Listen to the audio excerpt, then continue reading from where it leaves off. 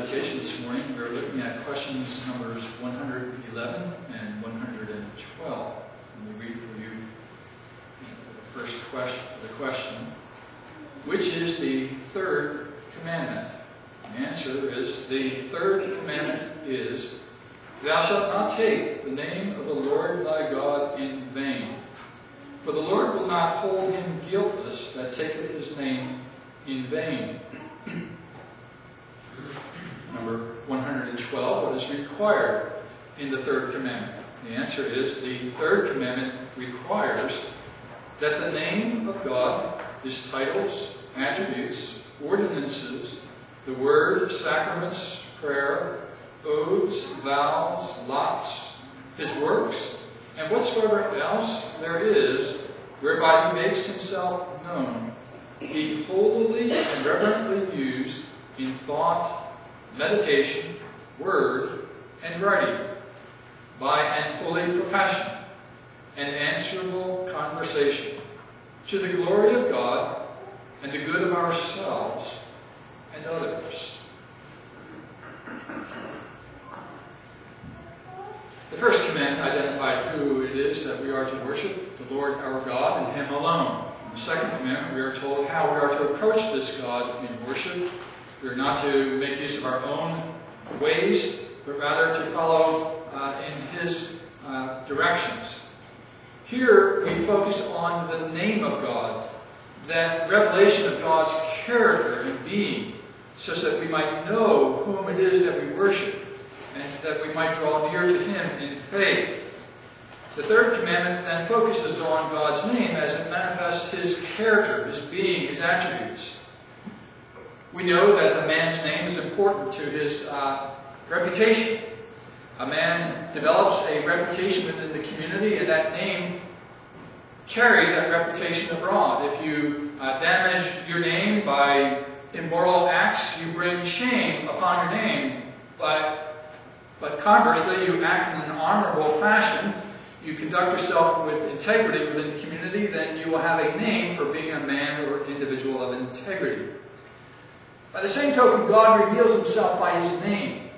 He manifests who He is and how we should think of Him through His name. And so the third commandment reflects on that name of God as it's revealed in a variety of respects. God's name actually comes in a variety of places in the Scriptures. There are a variety of names given to us. Remember Moses approaching the Lord at the burning bush and said, By what name shall I call you? What name shall I tell the Israelites as the God who called them? And He said, I am the Lord your God, Yahweh, I am that I am. Tell them I am that I am has sent you. And so that was the name that God gave to Moses that revealed something of the character of God. He is self-sufficient. He is life in and of Himself.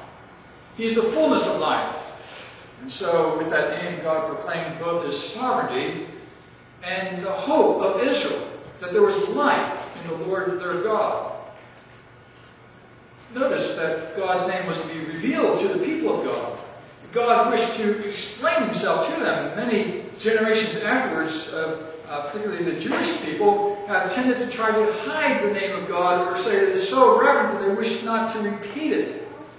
But God gives us His name to reveal His character to us so that we might know Him. And it is a blessing to us to understand that name. He reveals who He is in His name.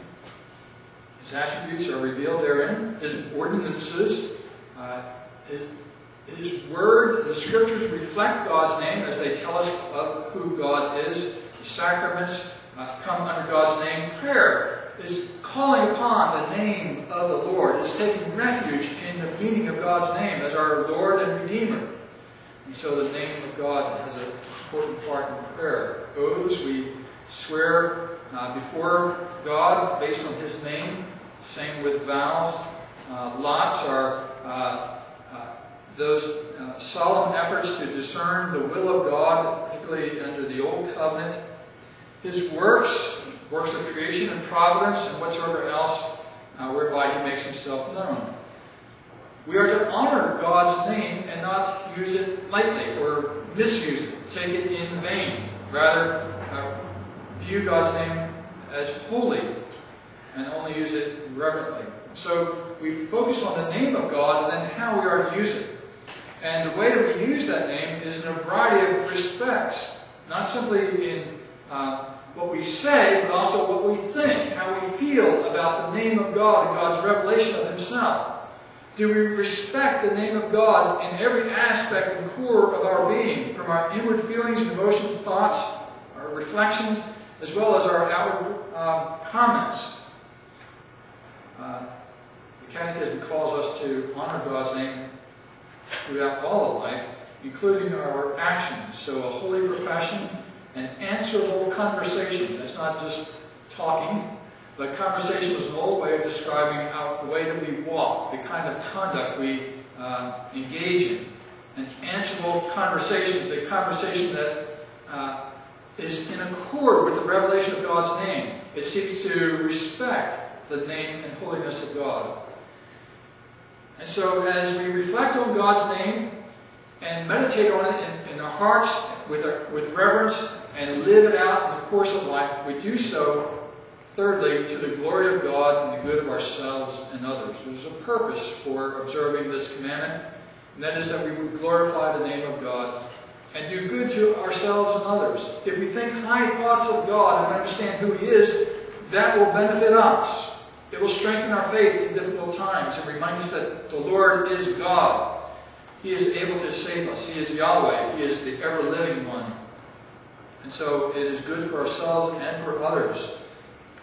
When others misuse God's name by taking it lightly, profaning God's name and using it in various ignoble forms, we should remind our neighbors in our community that the Lord is holy, that He is jealous for His name, and that His name ought to be highly regarded. And so that name should not be used in a profane manner. Ultimately, God's name is revealed in Jesus Christ. He is the one who reveals the Father to us. And He calls us by the name of the Father to enter into His service. So He is the Lord our God.